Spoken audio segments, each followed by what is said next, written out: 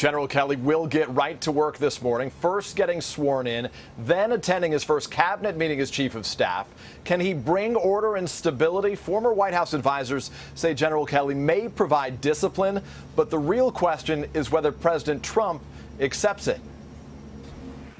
This morning, a changing of the guard. General John Kelly, the president's new chief of staff, beginning what may be one of his most daunting missions yet, bringing order to the chaotic Trump White House. If we can have protocol, pecking order, discipline, and a chief of staff that empowers the staff to succeed, I know that General Kelly has done that on the battlefield. But lately, the West Wing has been its own battlefield. Kelly's challenge to be the president's gatekeeper and to limit clashes between competing factions, including chief strategist Steve Bannon and communications director Anthony Scaramucci. New questions this morning over who Scaramucci will report to.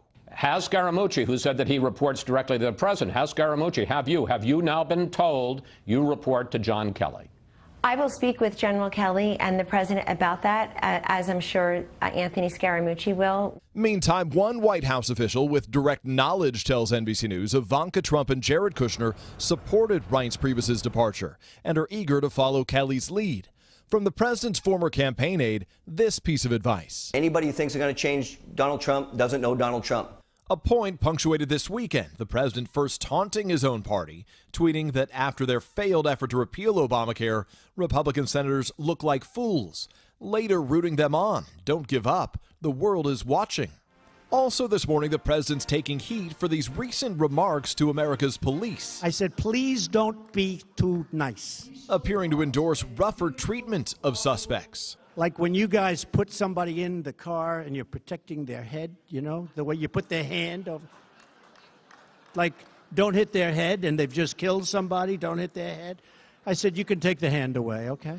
The backlash immediate. The top police chiefs group condemning the comments, underscoring that law enforcement officers are trained to treat all individuals with dignity and respect. The NYPD commissioner blasting the president's suggestion as irresponsible and unprofessional.